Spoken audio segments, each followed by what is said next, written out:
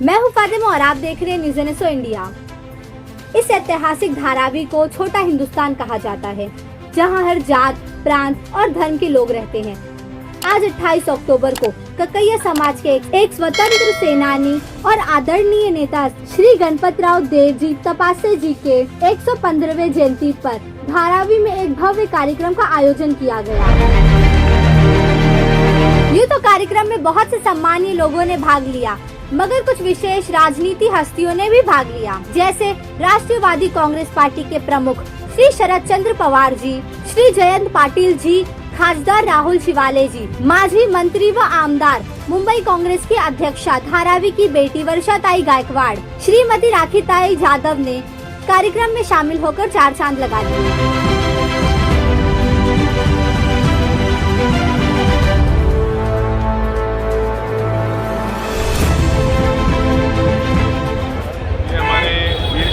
समाज के ज्येष्ठ नेता स्वतंत्र सैनिक माजी मंत्री माजी राज्यपाल गणपतराव तपासे साहब की जयंती थी। सभी पार्टी के बड़े बड़े नेता, सांसद हो, विधायक हो, पवार साहब हो, अरुण भाई गुजराती साहब हो, सभी पार्टी के लोग आए, सभी समाज के लोग आए।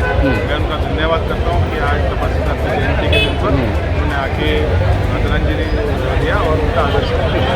जो पिछड़ा हुआ समाज है उसको आगे लाने की देखिए जिम्मेदारी सबने लेनी चाहिए। ये आज के प्रोग्राम के द्वारा एक चेतना हमें मिली और बहुत संख्या लोग ये धारावी में हमारे ककैया समाज के हैं। उसके उन्नति के लिए अभी 40 साल हो गया, तो अभी तक कुछ नहीं हो सका। इन फ्यूचर कुछ हो जाएगा, ऐसा ही हमारा उद्देश्य है कि आज के समाज में भी अभी कई लोग सुशिक्षित आए हो गए और उस समाज का न धंधे गए, लेकिन अभी यह समाज में जो लोग हैं वो सुशिक्षित हो गए हैं और थोड़ी पार उसमें राजकारण और समाज सेवा का दोनों का जोड़ हो जाएगा तो और सरकार के तरफ से हम लोगों को कुछ प्रोत्साहन मिलेगा तो ये समाज भी सुधर सकता है। कार्यक्रम में शरद पवार जी ने गणपतराव तपासे जी के जीवनी और कार्य पर प्रकाश डालते हुए कहा कि अच्छा कार्यक्रम एक अत्यंत महत्त्वाचा कार्यक्रम आहे।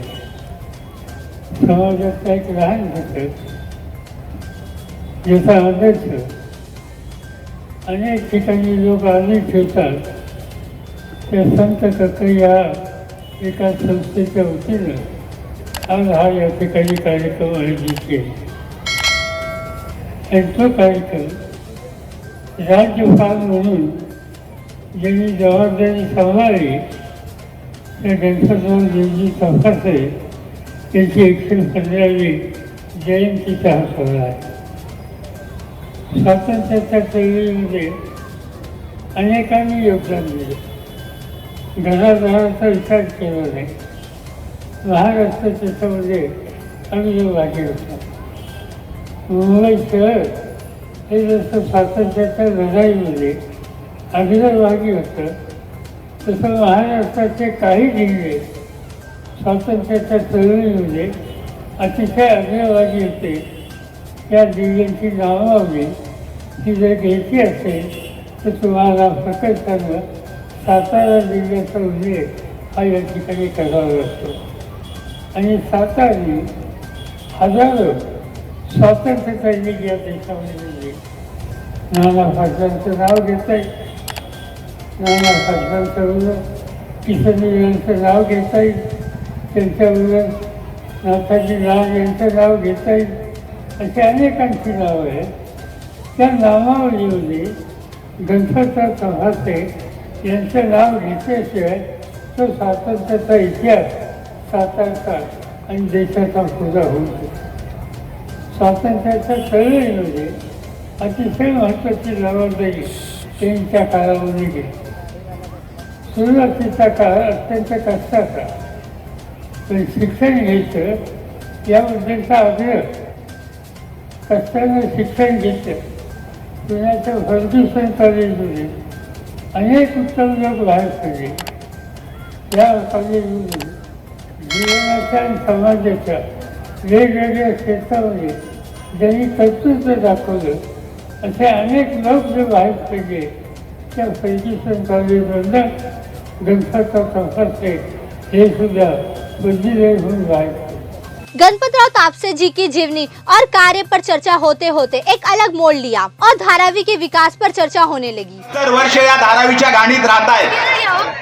आम्हाला विकास हवाय, विकासाच्या विरोधात आम्ही नाही, परंतु सरकारने या ठिकाणी ज्या पद्धतीनं जो माणूस आणलेला आहे त्याच्यावरून आमच्या मनामध्ये प्रचंड मोठा संशय निर्माण झालेला आहे. धारावीकरांचा विकास झाला पाहिजे, पण इथं अदानीचा विकास होणार आहे. आणि म्हणून आपण सातत्याने कष्टकऱ्यांच्या मागे उभे राहिलेला आहात. आपण सातत्याने मागासवर्गीयांच्या वेदना व्यथा जाणलेल्या आहेत. सातत्याने कष्टकऱ्यांच्या व्यथा, गरीब माणसाच्या व्यथा आपण जवळून पाहिलेल्या आहेत आणि त्या सातत्याने सोडवण्याचा प्रयत्न केलेला आहे. आणि म्हणून या ठिकाणी अधिक न बोलता आम्हाला आम्ही सगळे धारावीची मंडळी एक निवेदन देतोय. त्या निवेदनावर आपण विचार करावा. शासनात आपला आजही दबदबा आहे आणि त्या दबदब्याच्या अनुषंगाने आमच्या प्रश्नाला वाचा फोडण्याचा प्रयत्न करावा. खरं तर आज संत कक्कैया विकासच्या वतीने आज GD तपासे साहेबांची 115वी जयंतीच्या निमित्ताने आपण सगळेजण भेटत आहोत. बरोबर आहे, महेश तपासे साहेब एकदम करेक्ट बोलले. कारण येताना आम्ही सुद्धा अभ्यास करून आलो तेव्हा आम्हाला कळलं ते स्वतंत्रता सैनानी होते. त्यांनी 2 वेळा आमदारकीचं इलेक्शन लढलं होतं. ते 2 वेळा राज्यसभेवर खासदार होते. त्या ठिकाणी असहकार चळवळ असेल किंवा क्विट इंडिया म्हणजे भारत छोडो असेल, या सगळ्या गोष्टी आपल्याला इतिहास माहिती आहे. त्यांनी कुठल्या कुठल्या गोष्टीमध्ये केलं, पण आज त्यांची दुसरी बाजू सांगण्याचं काम आणि त्यांनी केलेल्या कार्याचा तपशीलवार जो उल्लेख होता तो आदरणीय महेश भाऊंनी त्यांच्या भाषणात केला. मला हे या ठिकाणी सांगायला हवं की आम्ही नवीन पिढीची राजकारणी आहोत. आज आपल्या सगळ्यांसमोर आदरणीय शरद पवार साहेब, ज्यांचे नाव म्हणजे नावच आम्ही नेहमी म्हणतो की शरद पवार साहेब आले की वेगळंच वातावरण त्या ठिकाणी होतं. मी तुम्हाला एक वैयक्तिक किस्सा सांगू इच्छिते की ज्याचा मी थोड्या वेळापूर्वी उल्लेख केला की जेव्हा स्वर्गीय राजीव गांधी होते आणि पवार साहेब मुख्यमंत्री होते त्यावेळेला त्यांनी धारावीसाठी साहेब तुम्ही पैसे आणले होते. 100 करोड रुपये मुंबईसाठी मिळाले होते, त्यातले 37 करोड रुपये धारावीसाठी आणले होते. आणि जे PMGPच्या सगळ्या बिल्डिंगी बनलेल्या आहेत ते त्या काळामध्ये बनलेल्या बिल्डिंग आहेत. हे मला इथे सांगायला पाहिजे. त्यावेळेला जे ड्रेनेज लाईन बनल्या धारावीमध्ये त्यावेळी त्या ठिकाणी त्या पैशातून बनलेल्या आहेत. त्यामुळे धारावीचं आणि त्यांचं नातं किती अटूट आहे हे मला त्यांना सांगायची गरज नाही. मी या ठिकाणी साहेबांना नम्रतेचं आवाहन करू इच्छिते की साहेब आमचा प्रश्न खूप महत्वाचा आहे. रामराव माने साहेबांनी तो प्रश्न आपल्या समोर मांडलेला आहे. विकासाला विरोध करणारी मंडळी आम्ही नव्हे, पण या विकासाच्या माध्यमातून आपल्याला माहिती आहे की आज देश कुठं चाललाय. आता तर साहेब आमचं मुंबईचं मार्केट सुरतला चाललंय डायमंडचं. मुंबई मधलं काय राहणार आहे आणि मुंबई मधल्या महत्वाच्या जागा, महत्वाचे प्रोजेक्ट आणि देशाच्या महत्वाच्या जागा आता पब्लिक सर्व्हिसेस राहणार नाही साहेब. एअरपोर्ट गेले, रेल्वे गेले, बँका गेल्या, आता सगळं जर अडाणल्या जाणार असेल आणि त्यासाठी सरकार काम करणार असेल त्याला आमचा विरोध आहे. एका माणसाला मुंबईचा बादशाह बनवला आमचा विरोध आहे. आमचं म्हणणं आहे धारावीचा विकास हा धारावीच्या नागरिकांसाठी झाला पाहिजे आणि ती भूमिका आम्ही या ठिकाणी आपल्या समोर मांडतो.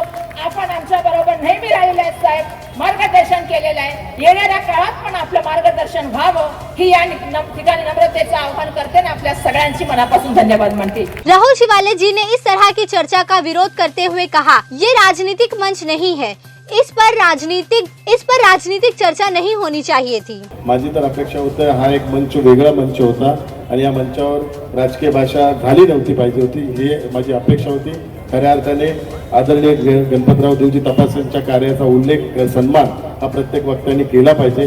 परंतु त्यांनी वक्तव्य केल्यामुळे मुद्दामून धारावीचा मुलगा म्हणून मी आज व्यासपीठावर बोलतो की खऱ्या अर्थाने आपले समाज बांधव ज्या परिस्थितीत आज ह्या ठिकाणी राहतात त्या समाज बांधवांना चांगल्या परिस्थितीत, चांगल्या घरात जर आपण नेलं तरच ती खऱ्या अर्थाने कैलासवासी गणपतराव देवजी तपासे यांना भावपूर्ण श्रद्धांजली असेल. त्यामुळे धारावीचा विकास करणं, धारावीला रिडेव्हलपमेंट करणं हे त्यांचं स्वप्न आहे. ते स्वप्न साकार करण्याकरता आपण सर्वांनी आशीर्वाद आणि सहकार्य द्यावं. कारण माझा पण जन्म हा धारावीत झालेला आहे, त्यामुळे मी धारावीचा सुपुत्र आहे आणि मी पण आपला एक समाज बांधव आहे. त्यामुळे माझी पण एक समाजाच्या प्रती एक दायित्व आहे की समाजाच्या उन्नती आणि प्रगती करता माझं पण कुठे ना कुठेतरी योगदान असावं.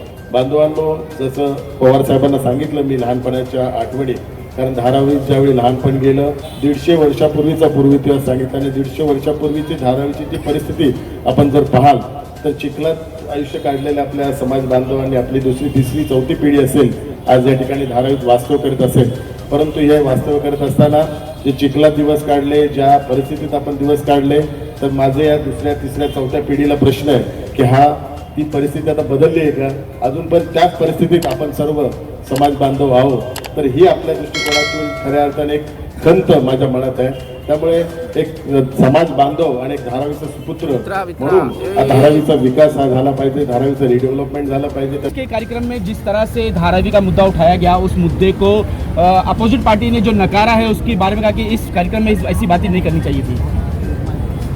हमारे नेता आएंगे तो हम अपनी बात अपने उनके सामने रख देंगे. मुझे लगता है महाविकास आघाड़ी के जब भी कोई नेता आते हैं, चाहे वो दसरा सभा में आदरणीय उद्धव ठाकरे साहब ने बात की हो या आदरणीय शरद पवार जी हो, हम उनके सामने अपनी बात रखेंगे, क्योंकि वो महाविकास आघाड़ी का प्रतिनिधित्व हम लोग करते हैं और इंडिया अलायंस है, तो वहाँ इंडिया अलायंस की बात जरूरी है. इस कार्यक्रम में धारावी बचाओ आंदोलन के सदस्य माजी आमदार बाबूराव माने जी ने मंच पर ही शरद पवार जी को धारावी के विकास पर साथ देने का एक निवेदन भी दे दिया. ये राजनीति का मुद्दा ही नहीं है ना, ये हमारे धारावी के विकास का मुद्दा है. उसके विषय में हम राजनीति करना ही नहीं चाहते और राजनीति का कोई सवाल नहीं है. हम लोग धारावी के विकास के लिए लड़ना चाहते हैं, ये सारे लोग हैं और सारे लोगों का ये मुद्दा है. निवेदन में यही दिया है कि अदानी को यहाँ से हटाया जाए.